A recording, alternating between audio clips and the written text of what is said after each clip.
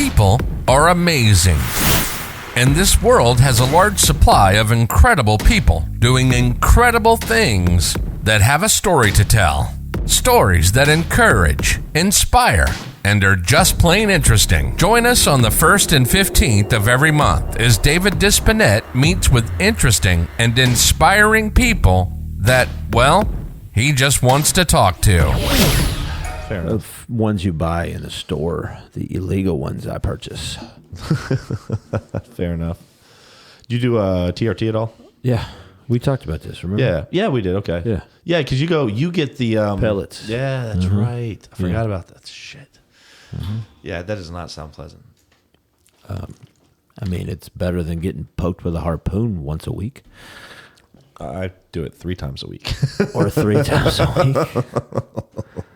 With the intermuscular, you're doing it intermuscularly 3 times a week?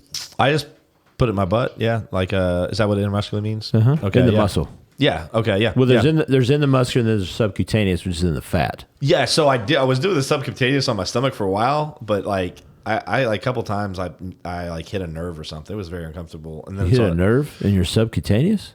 I don't know if it's a nerve. I hit something and it hurt like a hell. Okay. And Were so, you using the too big of a needle? No, just the right size needle. I just would poke the fat, and I hit something one time. And another time, I forgot what I had a doctor that I was training, but I caused a contusion or something from it, and it like made a knot. And I was like, "What is this?" And she's like, she explained it to me, but it was some kind of contusion or something. And like, Yeah, you just push on it, and it'll dissipate itself. this wouldn't go. No, this was like a knot. Like it hurt. Okay. And then I explained what, and she's like, yeah, that could happen if you put the needle in wrong or something. Yeah. And then I'd get like ingrown hair sometimes, bad ingrown hair issues from it. So I just started doing it in pretty much in my glutes. Okay. My butt, and I'm done. I don't fucking want to do that shit anymore. Fuck that. Open me up for every 5 months and stick those motherfuckers. I don't know, man. That sounds unpleasant to me. I mean, they fucking numb you. Okay, that yeah. Yeah, I mean, you can feel it. But you said you can't squat for like a week after doing it, right? Yeah, that's okay. I need a week off from fucking squatting. Shit, who wants to squat? Well, but that also tells me like how much discomfort it is for a week. If you can't squat for a week, it's not that you can't squat. It's you're not supposed to because you do not want that hole. Okay, so it's not that you're in so much pain you can't squat. No. That's what I assumed. The first time you get it done, it's like, this is kind of uncomfortable. I don't want to do it again. But you keep doing it, it doesn't fucking nothing. I'm getting it done on Thursday. Have you ever done anything else?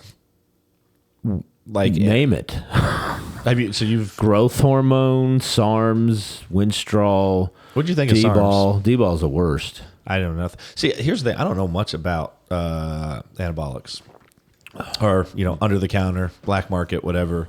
I've tried SARMs. The interesting thing with anabolics is, it's anabolic androgenic steroids, right? So there's the anabolic part, which is making something, small, big. Then there's the androgenic part, which is the secondary sex characteristics like hair and hair falling out, sweating, etc. So depending upon what the steroid is, depends upon, how much of one, what that ratio looks like. So like an oral steroid like D-ball, Dianabol. Okay, so it's something you take orally. It's not something you inject. Yes, and you can only take it for 4 weeks because it'll fuck your liver up. Really? Because anything oral has to be processed through the liver, right? Versus if you inject it, it's getting processed through the tissue. Make sense? Okay. So Dianabol, you just get a ton of water weight, but you're just so big and strong. It's like you could eat the barbell. Really? Yeah. So you just jump up in strength? Like if you're doing 5 sets of five and you take some, you go from 225 bench press to 275 in 2 weeks. That's where people tear their pec because their tissue has not gotten the mechanical strength to withstand the muscular strength that you're getting. It's crazy. So do you still do cycles? No. So this is your younger days? That's way back that way. Really? Yeah. Okay. My first cycle I ever did, I did 500 milligrams of inthanate testosterone, and then I think it was 25 milligrams of D-ball a day, and then decadurabolin, which is really good for your joints. but terrible for your dick. It's called Decadick. You don't want Decadick. Are we live? Yeah, we're talking about. Here's the thing, man. This is interesting as shit to me because I know nothing about any of this stuff, and most people are not comfortable talking about it. Okay. So, all right. So yeah, I mean that I don't know, how old was I? Like 24 or something like that. Yeah. Anyways, so the unique thing about testosterone is this, right? And I know we didn't come for to talk about testosterone, but there's a couple interesting things about testosterone that I think a lot of people should know. Number one, the Germans, the Nazis, are the ones who found testosterone, and they gave it to the Nazi soldiers. I mean, Adolf Hitler was... But they were giving them like large doses, right? Yeah, but I mean, fuck, the Rock's taking large doses. I mean, they were also giving them amphetamines too. But they were pretty much just speeding up that life cycle of that human being. Like, yeah, I mean, obviously those were terrible human beings, but I'm just saying from the standpoint of this scientific, thing that they found, and then of course, the Germans took it, and we've taken it and made it all different types of stuff. But testosterone normally has a half-life of 7 to 10 days, right? So, if you inject testosterone into your body in 7 days to 10 days, only half of that's going to exist inside of you. That's why I get the pellets done. So it's done one time, and it's not so much of a that going up and down. Right. It's more of a gradual, spike, and then it'll come back down, which is more therapeutic. Honestly, and you don't have those. Have you done the injectable? Have you done like large cycles of injectable testosterone? Yeah. You've probably been on testosterone for a long time, I'm guessing. On and off since 20 years. Okay. And you prefer this method too. So you think not only is it a better method, like, do you notice a difference? Do you notice a difference in the way that your body, I guess, I don't get as mean. I don't get as mean, so I don't have that, and a part of that's age too, but, and just me being able to process my own emotions. But I just noticed that it's more of a gradual shift. I can notice that my body's changing slightly, but I don't get that, I don't have that dramatic mood shift and all that other stuff. Okay. Yeah, I've never really noticed. Every once in a while, I tend to get a little more like but I feel like for the most part, it doesn't hit me. Like some people that I've known that have had that issue where they, and it could be just people just don't know how to process emotions. Some people process it better than others, and it's the personality. If you're a dick and you take testosterone, you're gonna be a bigger dick. I mean, that's what true. Roid rage is. There's no such thing as roid rage. People who are roid raging are dicks, or they're on Tren. You know what Tren is? No, I've never heard of it. Trenbolone. Okay, you'll hear it called Trenbolone sandwiches. I've never taken this stuff, but it basically makes you damn near superhuman. But it makes you mean as fuck. Really? Yes. Even for people that know how to process their emotions? Yes. Fucks, they're mean as fuck. It fucks if you've ever met anybody much. that's on Tren, they're not, you don't want to be around those people. But it gets you big, huh? Huge. The problem is so how much of it have you retained for over the years from like when you were at your best? This is my best. Okay. Okay, when you were at your largest. Oh God, I was 225 and watery. Okay. And what do you weigh now? 198, 200. Okay, so you're really not far from at your largest then. Well, that's 25 pounds. Yeah, but how long has it been since you've taken? It's been a while. Oh God, 25. I took that in 2006. Is the last time that you took it? When I was doing all those illegal things, yeah. Yeah. So, 25 pounds over. Yeah, it's not too bad. I've dropped down to 170 and I'm sure pounds you cut up twice more too, since though. then. Yeah, this is the leanest I've ever been. Okay. And this is a body of just testosterone replacement therapy, and that's about it. Yeah, that's all I ever plan to take. I've done SARMs. I did what Carterine is? Yeah. So I'm on my last couple of days of that.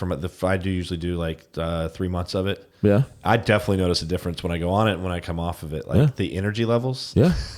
Yeah, good cardio too. Huh? It gives you good cardio too. Well, that's what I love it. The energy levels. So I noticed I missed it for 3 days because I need to go get another month and a half supply. And I did a workout, and I was like, man, I am struggling through doing the cardio section of this workout. I was like, it's that damn Right. So, but from what I've read, it seems to be one of the safer SARMs as far as what we know about side effects wise. Because that's what scares me, is long-term effects of what that stuff will do on my body. Also, I'm afraid that if I try it once, I'm going to like it. I'm going to want to do it again and again and again. You will. So I'm just you know what? I'm pretty happy with the testosterone. You will. It's done good for me. Yeah. Oh, I mean, there's nothing wrong with it. There's nothing wrong with testosterone. And people have it. They have this conception that it's like, or they look at The Rock, right? Or you look at Liverman, or not Liverman. Liver King. Right. I mean, that motherfucker was doing... What? How much but he lied for so long, man. Yeah, but you got to be a fucking moron to believe. Can I cuss on this? Yes, you can say whatever the fuck you want, man. You got to be a fucking moron to think that dude was all natural. Right. I mean, just look at his skin. Look at how. Well, I think someone explained to me, if you certain steroids, your six pack, your core muscles, pretty much your abdominal muscles, look a certain way if you take certain steroids, and that's where he was kind of pointing it out. Something called Palumboism, and they'll mention this in bodybuilding. So a lot of the guys have this GH gut, right? Yeah, but I think Joe Rogan has it, doesn't he? Yeah. So it's the overuse of growth hormone. So what growth hormone does is anabolic, but it also will make your tissues grow. So if you use it for a long period of time at a high rate, over probably 5 IUs, don't take any medical advice from me, please. You're going to get this big gut. Yeah, you're going to have abs, but you've got a gut because that's the growth. It's good stuff. I did try Samorlin for a little while, if you've ever taken that. But the can't eat 2 hours before bed, I just could not commit to that because of my schedule sometimes. Yeah. You should have took it in the morning. Just take it in the morning and don't eat for 2 hours.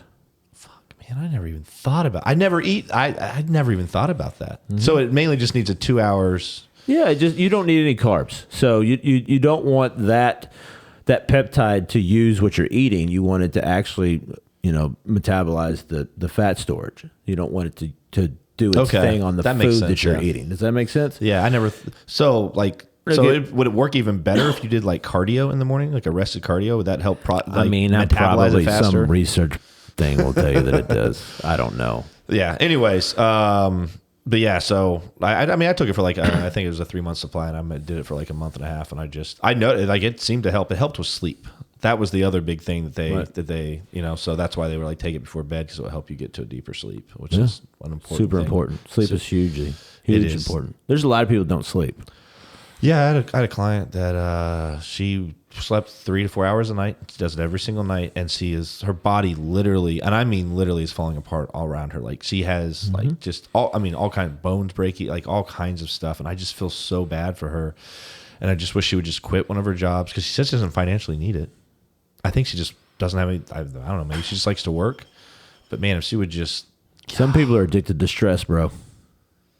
No, man, stress messes me up. If I'm stressed out, like I have IBS, it turns into a mess. Like I can't be stressed. I try to do my best to stay away from it. You got to look at the process of stress. I mean, it's a physiological process. Cortisol gets released, etc. Right? If you were raised in a stressful environment, right? Whether it was a childhood that was chaotic or whatever, fill in the blank. It's not that you want it consciously, but it's familiar. Right. So if what's familiar will prioritize what is healthy.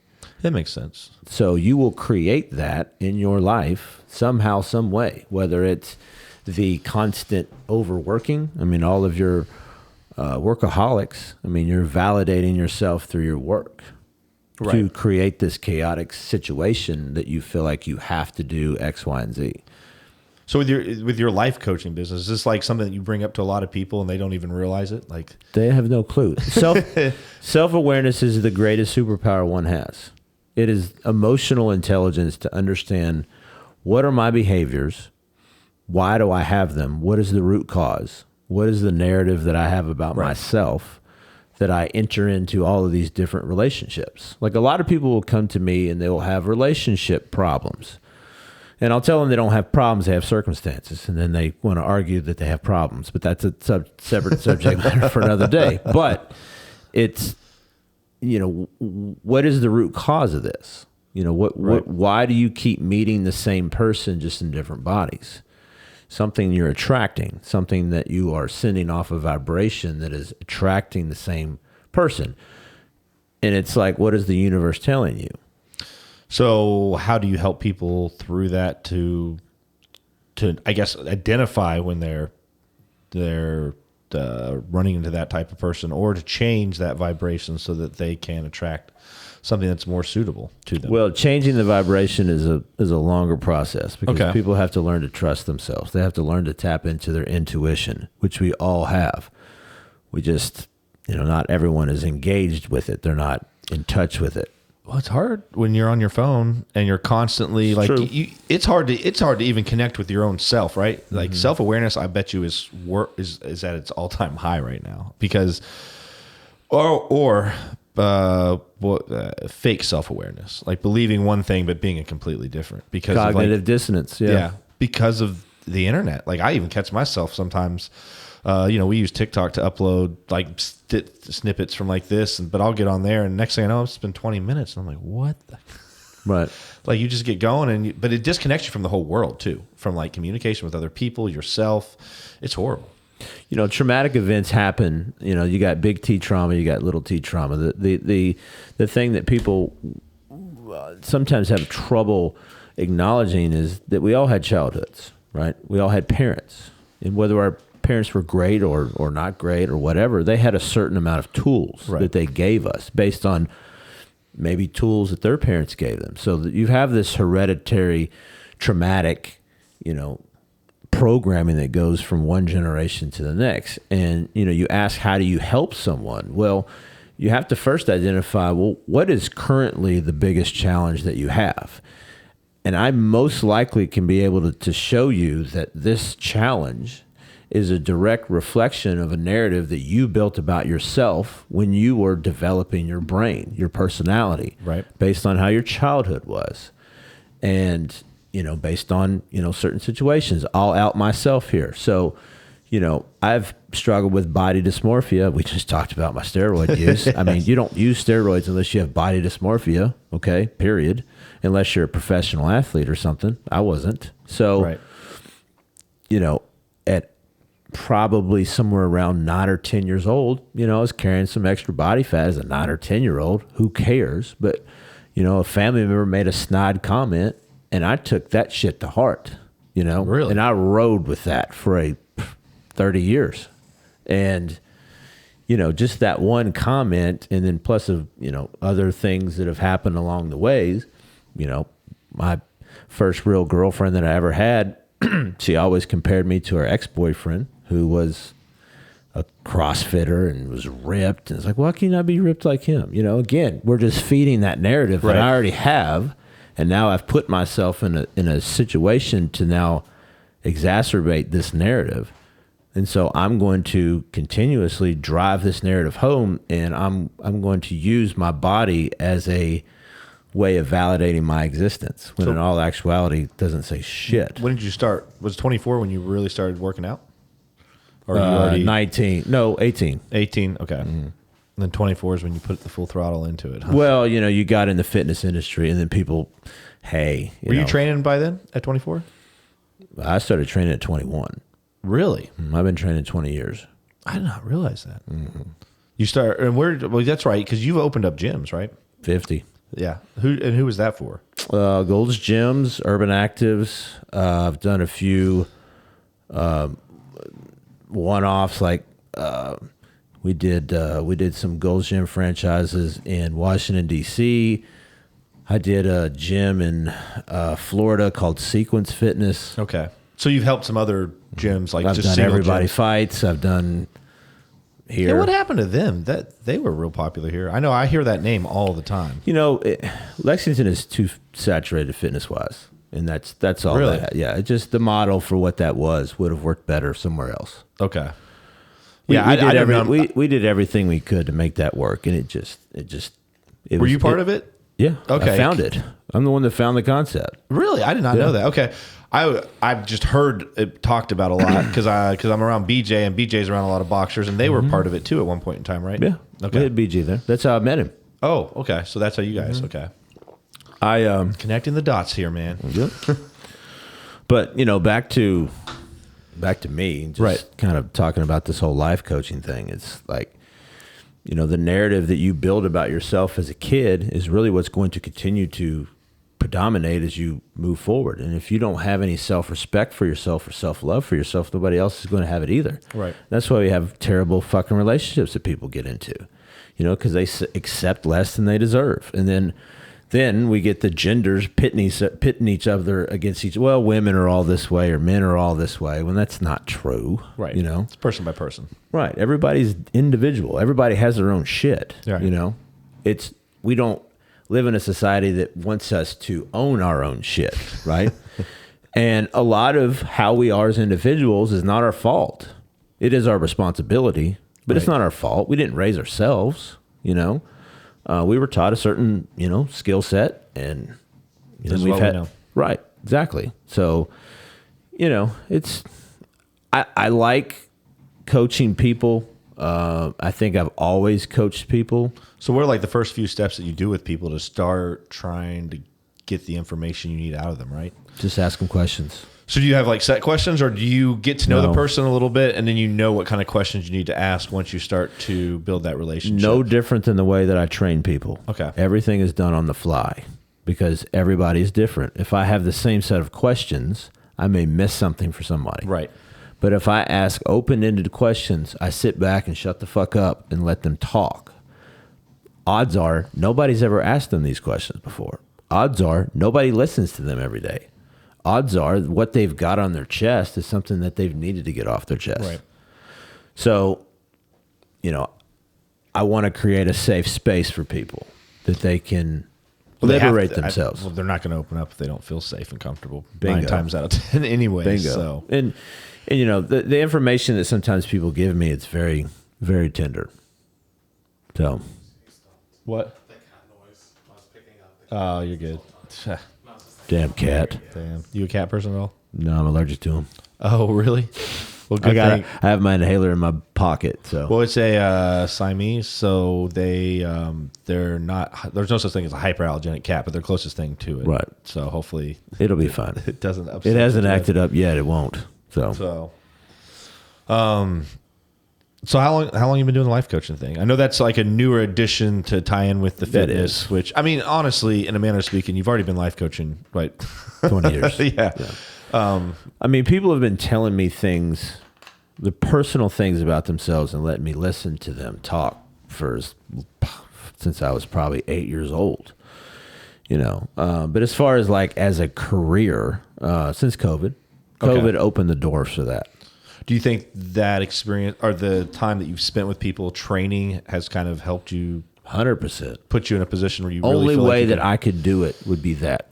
If you knew me prior to 20 years ago, you would be like, how can he have these conversations with people? Because I didn't have conversations, because I didn't talk, because I was shy. I had deep thoughts, but I wasn't comfortable in sharing them. Personal training and fitness allowed me to really come out and do this. I'm an introvert by nature. We talked about this. Yeah. I don't, people exhaust me, and I say this a lot, and it's kind of in jest, but I don't like people. I like persons, I don't like people in general because they stress the shit out of me, Yes. But that's because I'm so introverted, but yet every avenue that I've gone down has been extroverted. I mean, I've spoken in front of hundreds of people with no problem, but from to answer your question, that one-on-one interpersonal communication with people has allowed me to not only open myself up, but then allow myself to, okay, you tell me what's going on with you. What do you want me to know about you? Right. Yeah. I have it on. I think we all have it when we're one-on-one training where people just, I have clients come out. We all don't have that, but yes. As someone who has developed over 1,000 trainers, we all don't have that. What? What do you mean?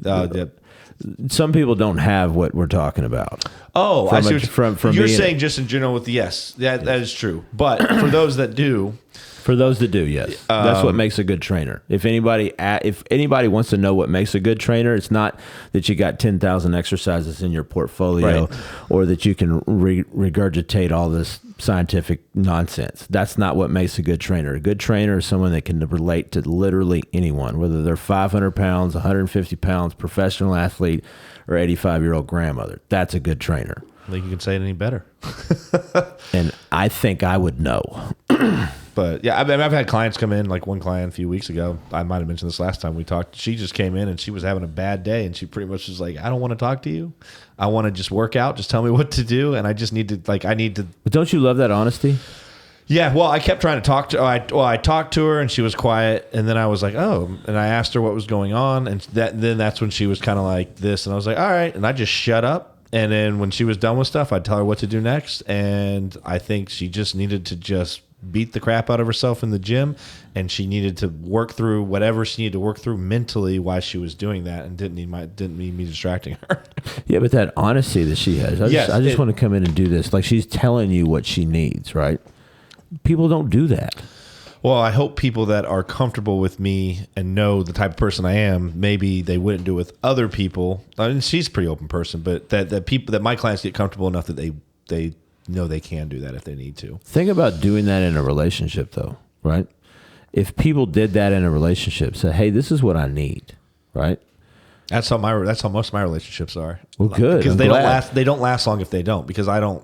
If I can't communicate, if we don't have good communication, I'm not playing some stupid game like you want to be upset all day, but you're not going to tell me why you're upset, or you're going to like figure it out. I'm not. Right. I'm not doing that stuff. Right. Like, we're adults. We'll have a conversation.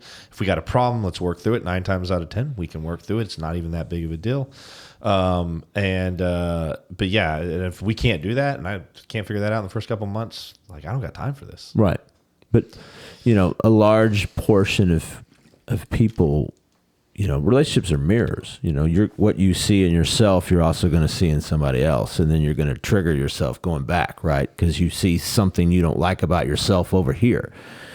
And, if people would just be more honest with what they need. Right. Hey, I like your client. Hey, I just need you to shut up and let me work out.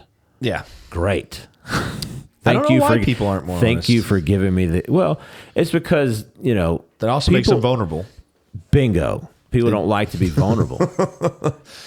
They don't like to be vulnerable, and I can understand why they don't. Yeah. There are times and places I don't want to be vulnerable in certain situations, I think. And certain situations, it's probably not safe to be vulnerable. Right. You know what I mean? True. So it's a hard thing to, figure out when it's safe and when it's not, I mean, I guarantee you there's some trainer out there that some client was vulnerable to, and that trainer told somebody, and somehow it got back to the client, and that was something that she thought was between them.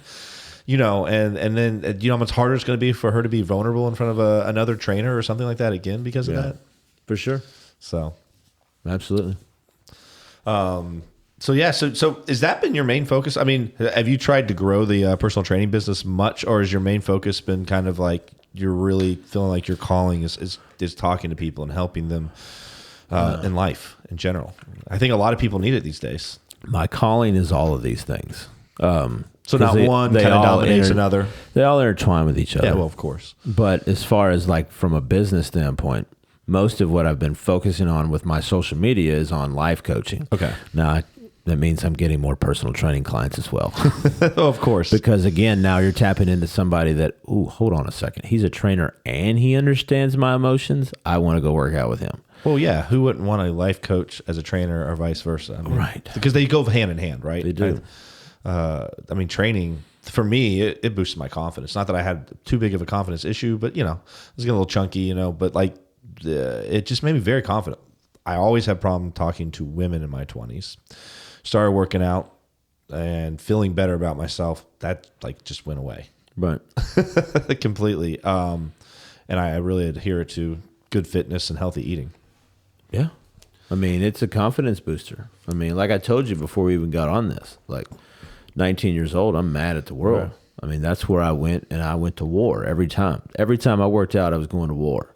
Now, I had no idea what I was doing. You know what I'm saying? I had no idea why I was so ingrained in this war. You know, I was having family problems and whatnot, but you know, it was like, Did you feel like, did it take a lot of stress out for the day? Like you had a yeah, stressful felt day? like home.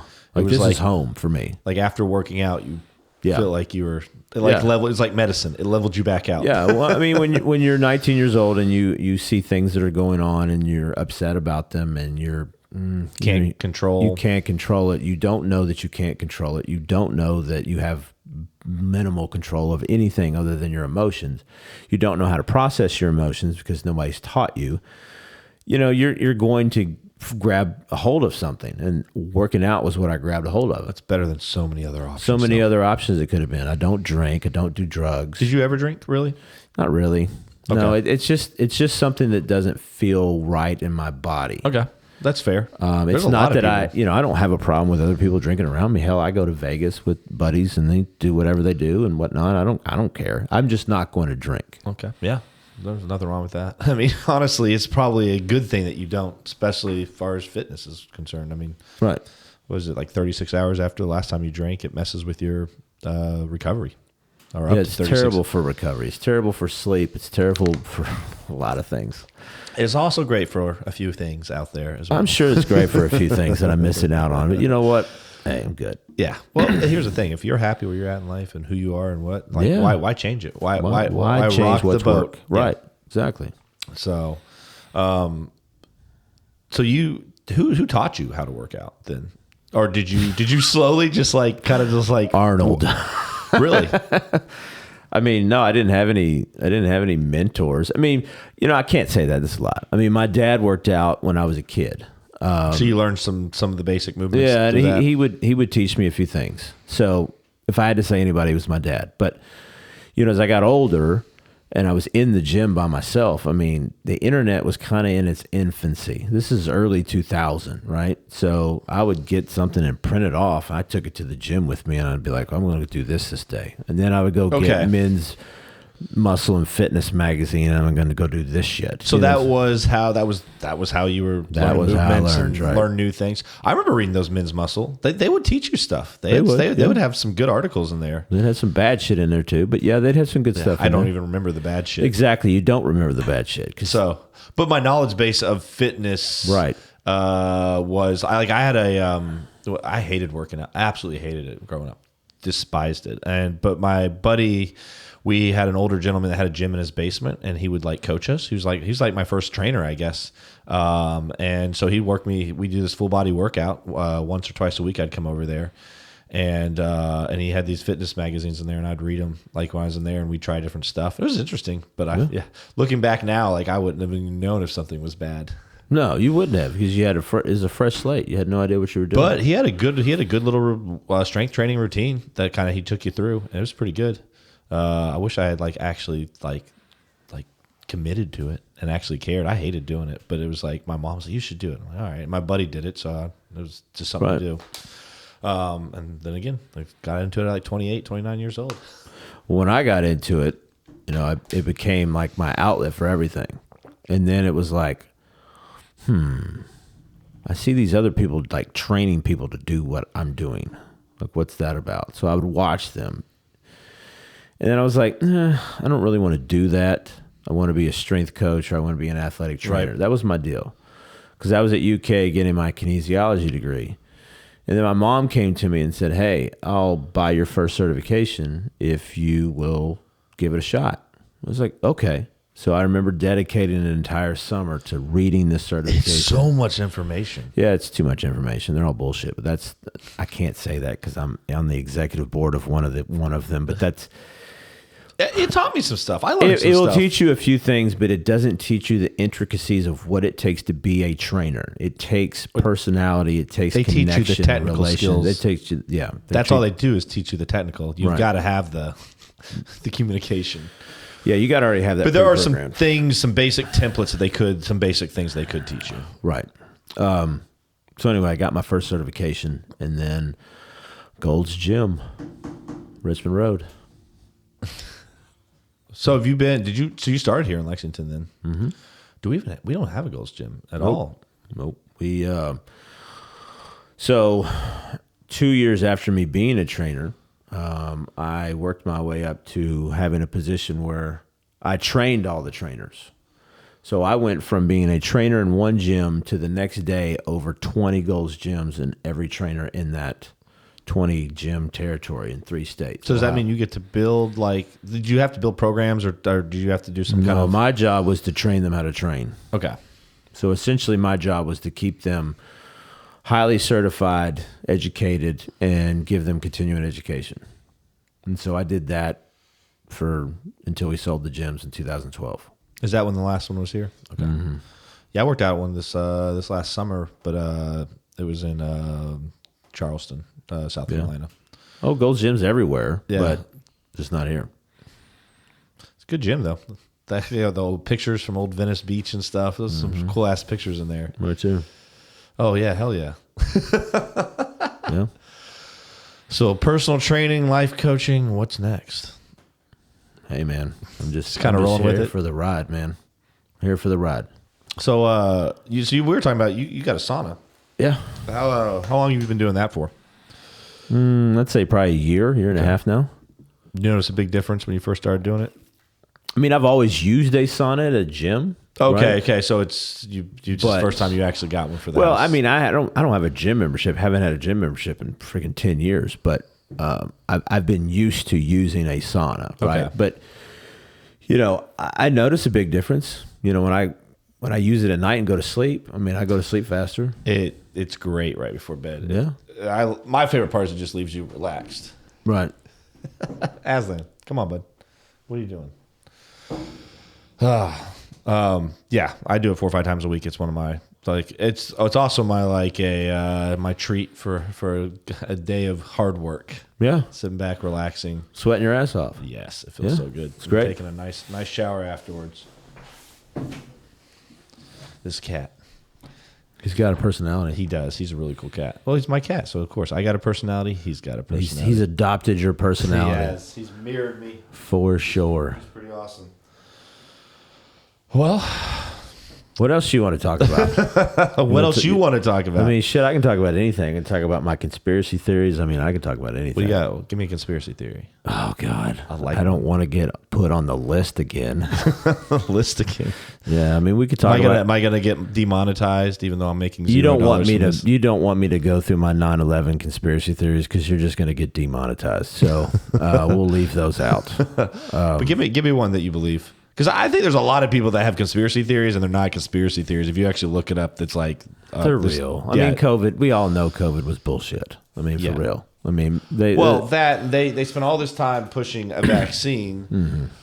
They didn't want to start pushing healthier eating, exercise. What was that? That would have offended people, man. That would have offended people. When 50% of your population is overweight and 40% is obese, that would have offended people.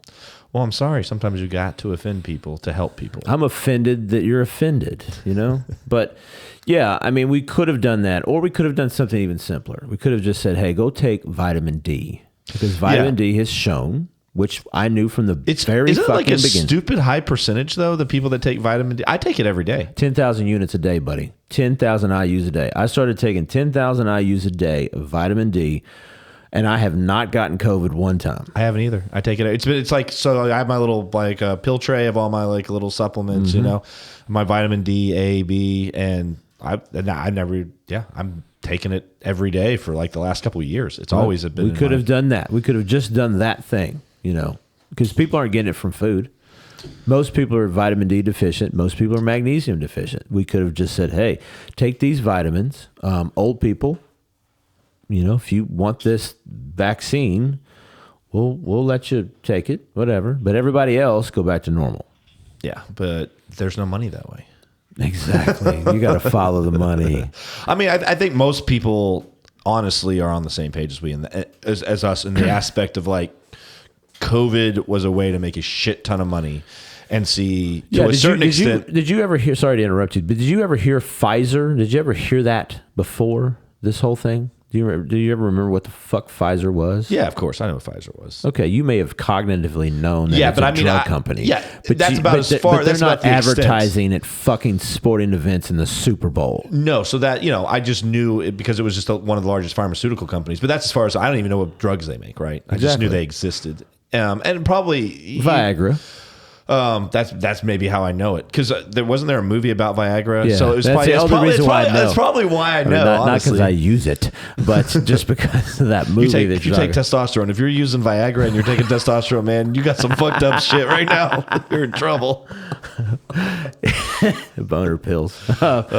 But yeah, I mean, they're advertising at the Super Bowl, which means they have that much money, which means they've made that much money off of the government. Right. There is a problem. There is a huge problem with that. Bill Gates made money. I mean, fuck him. I said it right now.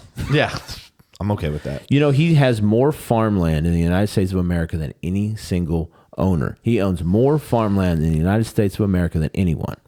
And what they think he's wanting to do with it is to push his chemical meat shit. Right. Well, I mean, here's the question. Why is someone like Bill Gates giving us medical information about vaccines? I mean, he's not a doctor. He's not a biologist. He has none of the credentials that would allow him to tell masses of people, you need to take this for this reason, yada, yada, yada, right? Right. He doesn't have that. But people listen to him. He does it. But I bet if anybody else, you look at anybody else, even Joe Rogan didn't, what did he take? He took a Ivermectin. Yeah, Ivermectin. I took it too. Yeah. Yeah. I took it when COVID was at its peak, and I had to make an emergency trip to Washington State to travel to Utah. I took Ivermectin just as a prophylactically. Just to be cautious, because there were going to be people around, and I knew it wasn't going to affect me, but I didn't want to be the reason so I took it prophylactically, and it worked like a charm. Yeah. I would have been interested to see if Trump had stayed in office, how the difference and how things would have been handled. There wouldn't have been any difference. He didn't give a fuck either. I think it would have been a little bit more open, but let's be honest. Neither side gives a shit about us, right? Don't care about us at all. They don't care. It's the same person, just a different color. But one side, one's blue, one's red. One side, things for some of my ideology, things are a little bit easier, as far as gun control stuff or not gun control, but owning guns. Yeah, right. I'm conservative, buddy, but I also think that the presidential, they don't give a shit about us. They don't care. So. But the Republican side tends to give me things that I'm more aligned with, but doesn't mean, be honest, man, there are a lot of things on the Democratic side I agree with too. It's just, fuck, man. It's a fucking mess. Hold on. What you just said was brilliant, because you said, I agree. I side more with conservatism. Oh, of course. But there's things on the other side of the aisle that I also agree with. 100%. That's 90% of Americans right there. But yet we spend all of our TV time arguing back and forth on these polarizing topics. Right. So people get all in their fucking panties, and they're literally wanting to have war with each other. When 90% of Americans are like you and me, who say, well, that's a good idea. Yeah. That also is a good idea. Why can we not do that one and do that one? If two men or two women want to get married, it does not affect me. Fuck? I do not care. But again, that's a more democratic view, right? So I'm just I don't give a. That's just a view of just people being people. We argue over gay marriage, we argue over abortion, we argue over gun control. These are all, with the exception. Yeah, there's probably 4 or 5 big topics that stop arguing about those. Yeah. Can we argue about something different? Can we argue over the fact that our school systems suck? Right, education. Can we argue over the fact that people are fat and they're sick and they need help? That our mental health situation is terrible? Our mental health is that we have more people enslaved in the fucking world right now than ever in history? Can we talk about those things, please? Yeah, so they give down in Africa, where they have these, is it Congo, where they're doing these lithium mines or whatever? Yeah, they're funding your non-gasoline vehicles, electric vehicles. Yeah, but I know Bill Gates is connected to one of them because they were I guess I know through listening to a Joe Rogan podcast where they were talking about it, but it's just it's ridiculous what people literally are going through for us to have what we have, and no one really speaks up, or no one of any power speaks up against it. You know what I mean? Like how many of these athletes that are connected to Nike, and the few that have, like I think Enes Kanter, if you know who he is, he pretty much got pushed out of the NBA. Yeah. But for his radical views, I think he was a good player. I think he definitely had more years left in him, at least as a bench, someone to ride the bench. But he talked bad about China, Right. and As well he should have. at 100%. And then you got a guy like You got 1 million Muslims, Uyghur Muslims, that are in concentration camps. If that were done in the United States, okay, if it's that a were, modern day it's modern day Holocaust to a certain extent, right? They're killing them too. Yeah, they're killing them, doing experiments on them. I mean, it's ridiculous. I mean, I don't want to compare anything to that because it's just That was horrible, but it's that same concept of It's the same concept. they're rounding up Right. religious or a certain type of people, Right. and they're trying to snuff them out, at least in their country. Right. Religious persecution. Hey, you want to be whatever you want to be? Awesome. Great. Congratulations. Go be that. Yeah. But don't tell me that I have to be something different. Exactly. I don't think it's right for certain people that are not within the family to try to tell, if some kid said something you don't agree with what that kid says, but you have nothing to do with that kid and you want to try to change that kid's ideology, that's not your job. No. Don't force your opinion on someone. That's something else that's scaring me, because it seems like schools now have the right to put kids on antidepressants without the parents' permission. Did you know that? Don't get me started about antidepressants, buddy. 15 years I took this shit, okay? And, God love my mother. My mom worked in mental health for 52 years at Eastern State Hospital, okay? I've been around mentally ill human beings my entire life. I had a rough patch. We already talked about it. 19 years old, wanting to kill people, not literally, but figuratively. Yeah. Got put on antidepressants because I didn't know any better, and I took those for 15 years. One day I said, you know what? This isn't serving me anymore. It's not helping me. I'm in a much better mental point in my life at 35. I'm just going to go off of them. So I go off of them cold turkey. Not knowing. That's not safe, right? You're not supposed to go off them. Here's my medical advice. Don't do that. Okay. Was it horrible? I'm about ready to tell you how horrible it was. Okay. I go off cold turkey, not knowing that there's 3 things that you can't go off cold turkey or it can kill you. 1, heroin. 2, alcohol. 3, antidepressant, anti-anxieties. I felt like I was having a heart attack. My girlfriend at the time was really concerned, and she was a nurse. We left a UK game. We went straight to Rite Aid to check my blood pressure because, I literally felt like my heart was going to beat out of my chest.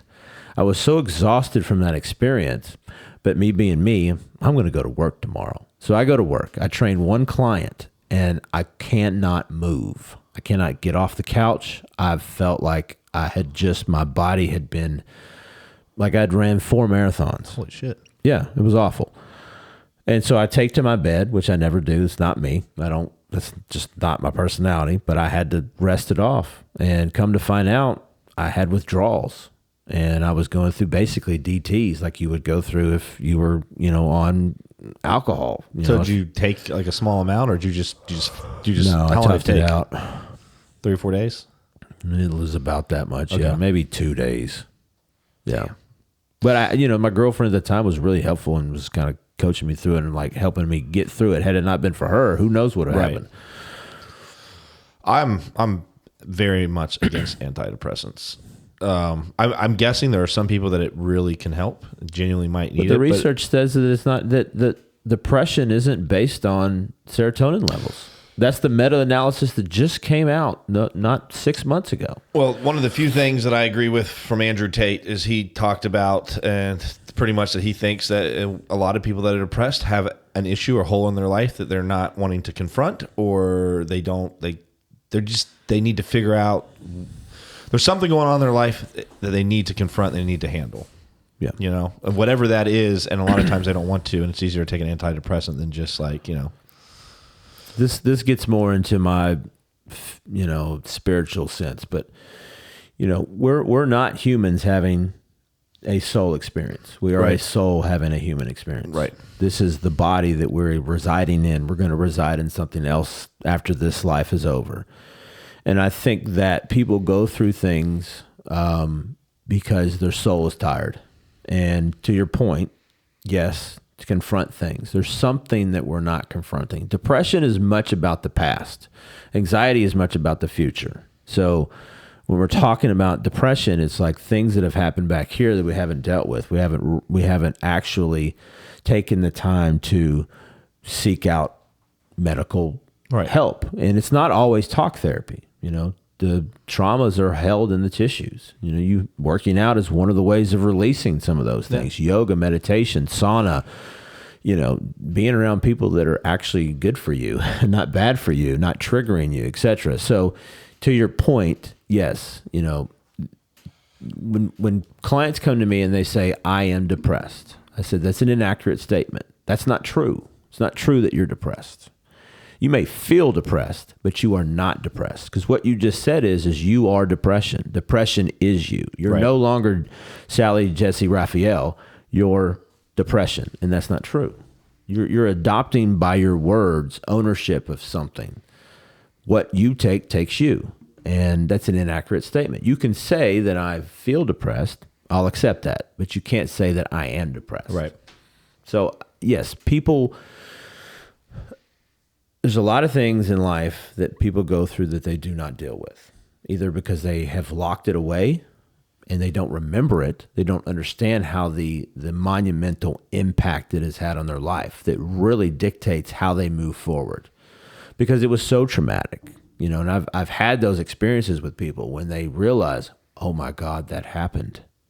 I always thought that I was told that I was a liar for that. My dad said that, no, that didn't happen. But I can visually see this in front of my eyes because I'm now in a place that I can have discussion about it. So, yeah, I mean, depression is a hard one. To go back to your point, no one should be prescribing depression medications to children. Okay. Oh my gosh! Number one, without they don't have to tell the parents. That's bullshit. No, in California, I believe it's California or Colorado. There's a state, or at least a county within a state, and they can prescribe antidepressant medicine to kids, and they do not have to tell the parent. And then they give the kids the medicine at school. That's criminal, in my opinion, because those drugs are powerful. Very powerful. I mean, I just gave you my explanation. Yeah, but it's a parent's job to try to help a kid out. Yeah. It's not the school's job, the state's job to step in. Yeah. Let's find out what's going on with the kid. Yeah. Let's find out what's going on with the kid. Let's go find out what's going on in the home. Let's talk to the parent. How are you going to just cut the parent out? Right, exactly. Because the kids are little demons these days. I mean, well, shit, I was probably a little demon too, but we all have that. And kids can definitely embellish what's going on at home when it's not nearly half as bad because they're mad or upset about something. Right. Yeah, and they've been taught that they can do that. Yeah. Our school systems are not teaching them. Well, kids will call CPS on their own parents just to get their way in something. And right. There's some things. There's some root causes there that we'd have to unravel. Right. What's going on with the parents? Because kids are only going to be responsible for so much. They're kids, right? But these teachers also. I train a few teachers, and I feel bad for them. I really do, because they don't have any power. The power's in the students. The inmates are running the asylum. Really? I guess you're right. I guess they really can't. It's like, they got their cell phones out, and my client's like, well, they keep playing on their phone, and here I'm trying to teach, and I'm like, well, take the phone away from them. Well, if I take the phone away from them, I got their mothers here in 5 minutes to bitch me out of the fact that I took the phone away from them. And I'm just like, what are we doing? Did you hear about the teacher that got fired or suspended because she wouldn't accept that one of her students wanted to be a cat or a dog or something, and so she would not call the person, or I think she was supposed to meow at it instead of what? bark at the kid or something, is like the name calling, like when they do roll call or something, and the teacher's like, I'm not doing that shit. Like, that's a human being. It's not an animal. I'm not accepting that. And they fired her for it, and then she won a massive lawsuit against them. I mean, we're reaching a point where, I mean, I don't know. I don't even know where to go on that. Can you look that up? I think it's a video. Can you see if there's something about a teacher he's our research guy. Yeah. See if there's something about a teacher that got fired or set on leave because she refused. And maybe it was just, but it was a student and they wanted to be something and she wouldn't accept it. So, But I feel like there's a video too because Teachers fired for OnlyFans account. Okay, well, there's a bunch of those. I think there's a bunch of Dude, the money that some of these women are making on that site, though. So they're making their salary, their yearly salary, in 1 or 2 months. I have a big problem with human trafficking, sex trafficking. Oh, and a lot of it is rooted in the pornography industry. And I'm not here to poo-poo on one thing or another, but that is a big problem we have in this there country. There you go. Oh, wait a minute. Is it looking it up? Maybe it's a TikTok. Of course, it's a TikTok. Well, what's it say? I think, is this one of those, like, it's a fact check website to see if it actually happened? No, maybe not. It's Newsweek. Yeah, but it's like. Yeah, no one's. No, this isn't telling me anything Yeah. about it. Okay, I'll keep looking. All right. Well, anyways, there's at least a headline. So hopefully it's real, but I mean, hopefully it's not real. Honestly, hopefully a teacher does not get fired for not, teacher fired after identifies.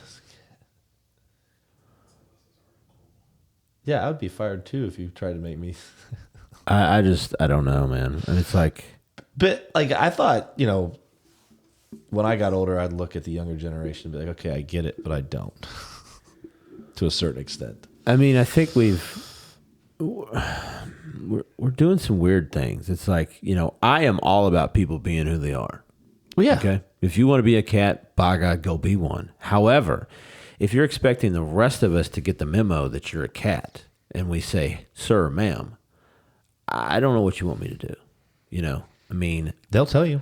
My cousin, my second cousin, my cousin's kid, whose dad is a sergeant in the military, in the Army. Okay.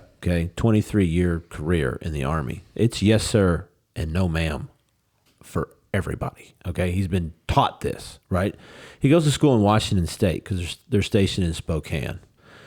He goes to school there. He's got a teacher that doesn't want to be referred to as neither male or female. It's some kind of mix, I think, is what the teacher wanted to be called. And he just can't get it. Unfortunately, he can't take that programming of sir and ma'am I can see out. That. I mean, I was in Navy for 4 years. He gets thrown out of class for that. And it's like, I get it. If you want to identify something, okay, I'm all for whatever, okay, but you also have to understand that what you're identifying is if you're outwardly a man and you're claiming to be a woman, okay, you're not allowed in the women's bathroom. I'm sorry. Yeah. Okay. Agreed. And then for this, 14-year-old kid to say yes, sir, because he sees a sir, or yes, ma'am, because he sees a ma'am, and then for him to be punished for that, I just think that's ridiculous. Yeah, it is. Well, what kind of standard? What is that teaching the kid? I don't know. Like, I actually feel like public school is doing more damage brainwashing kids than bad parenting. But that's what it was meant to do from the beginning. Conspiracy number 3. Right. Well, I was homeschooled from 2nd grade till sophomore year in high school. Then you probably have a better sense of education than most people who went to public school. Actually, no. My education is much worse. But I will say I have a much better...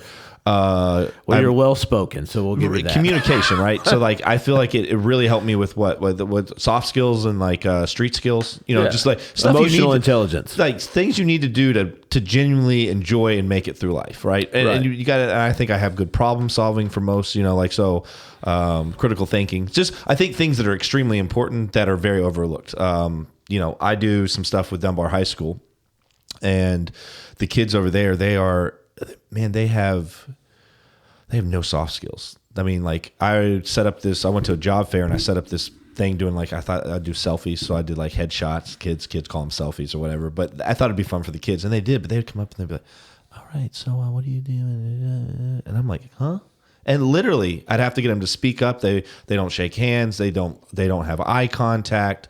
Like it amazed me. Like I could not communicate with some of the kids because they were so quiet and they were looking down and they had, I don't know, maybe no confidence to like communicate. Nobody's ever taught them. So, but it was really interesting. But yeah, even things like, to me, common, decent things of like you shake a hand when you come into a job interview. Like they're just basic things, and I don't think kids have it. They don't. They can't communicate. Well, I mean, the unfortunate part is you have two parents. If you have two parents, Right. you know, That's true. In if today's world. is a big if. Okay, and in that two-parent home, you're going to have two parents who are working. Okay, and they may be working 40, 50, 60 hours, and they are stressed because they're trying to make ends meet. Right. That kid is going to take on that stress from those parents. That, my friend, is anxiety. That's where anxiety stems from, in my opinion. And there's some research to back it, and I know that. I just said I don't like research. I can see that, though. Yeah, I mean, think about it. If you're raised in a stressful environment, if you have two working parents who are stressed, who are trying to make ends meet, who are talking about money, who are talking about making rent, who are talking about eating food, who are talking about all of these different things, or, you know, they've got some type of, you know, antagonism between each other, you're going to learn that. That's where you're going to develop this, you know, attention deficit hyperactivity disorder. Yeah, we could go on a whole nother rant about ADHD. Right, we could. And you know, we could offend everybody, and that's fine. But I've been diagnosed with it, and I think I really think it's just you got to learn how to have better mental, more mature, emotional, mental awareness. I think we look at it wrong, though. We look at it from like it's like some kind of disease, but in a lot of ways, it's a way of tapping into creativity that people don't tap into. Yeah. So what we're calling ADHD is because people are so, you know, they can't focus and things. But you know, through that creativity, whatever creativity is it that they find, you know, they're able to channel out some of these outlets. You know, and I don't really have a whole lot of scientific research to back this up. I'm just telling you what I think. But a lot of people with what I think these days they just hand it out now. Everyone's got ADHD, right? Right, because everybody wants the instant gratification. Here's the pill, go do it. You know? When I was younger, they didn't do it as much, right, in the early 2000s. And I think a lot of those people that might have really had some issues, they're very successful people. Yeah. Those that have figured out how to use it as Elon's got, what, Asperger's? Probably. Yeah. Look at him. I mean, he's so smart that, some people just, they can't even comprehend the common man because they're, they're off in a whole nother world. Yeah. They've tapped into something that people can't tap into. Right. Until they give me my limitless pill. Right. I'm waiting for that thing. Oh, you ever tried Alpha Brain? Yeah. Did you see? Did you think it helped at all? Yeah. Yeah, the same here. Like I took it for a couple months. I was like, this is kind of expensive. I mean, adaptogens are great. I'm about ready to start these mushroom tinctures. There's like 6 of them. I can't give you all the rundown of what it is because I don't have it. I just take a pill with crushed mushrooms, like 4 or 5 different types of mushrooms into a pill. I mean, that's supposed to help with. You know, I think it helps with my IBS.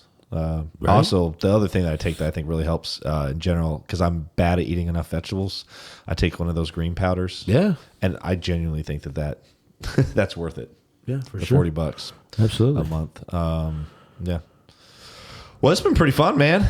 Yeah. I appreciate you coming on and chatting. This we had all kinds of fun. We went all over the place. Everywhere. We went everywhere. Theories. That's fun, though. I mean, I like talking about that stuff. I like hearing other people's opinions because I have opinions on all that kind of stuff, you know. I wanted to stay away from the 9/11 one because that'll get you deplatformed, but it's definitely one that I believe. Yeah, so what little I've done research-wise on 9/11, it does seem like there's a viable story, conspiracy that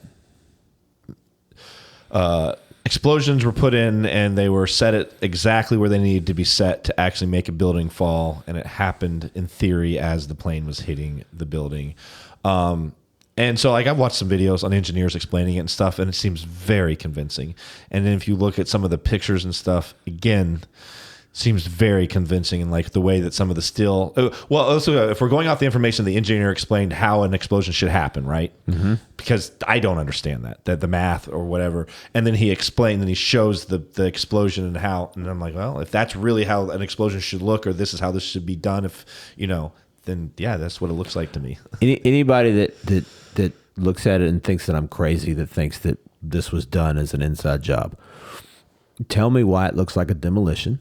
No different than if you do the same thing in Vegas when they do it on TV in Vegas, where they used to, when they would pull down at the hotel. Right. Yeah. Just I think we've all seen it in a movie you've seen or that, right? You've seen that. And then I want you to tell me what happened to Building 7. I want you to tell me why at 5 o'clock, when the BBC is back here to tell me that Building 7 has dropped, that Building 7 is behind him, and then it drops as he's talking about it already dropped. I want you to tell me why that exists.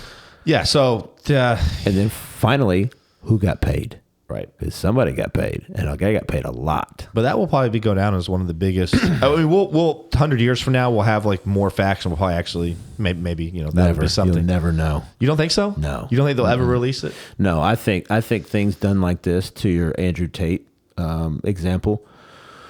He said something, and again, I don't want to be live. Like, I don't agree with everything. I'm not taking this dude's side because I don't know if he's into human trafficking or not. I'm totally. But I do agree with some of the stuff that's coming out of his mouth. This one thing that he said, I'm going to agree with, is they are so convoluted with what they've done that you'll never figure it out. Stop wasting your time trying to figure it out. Oh yeah. Intuition wise what has happened. Right. You have been fooled. And at the end of the day, even if you can really confirm it for yourself and know that this is what happened, what the fuck you going to do about it? Nothing. Nothing. Other than be upset that this happened and stress out about it, right? Right. And they have to do everything in plain sight. And they have.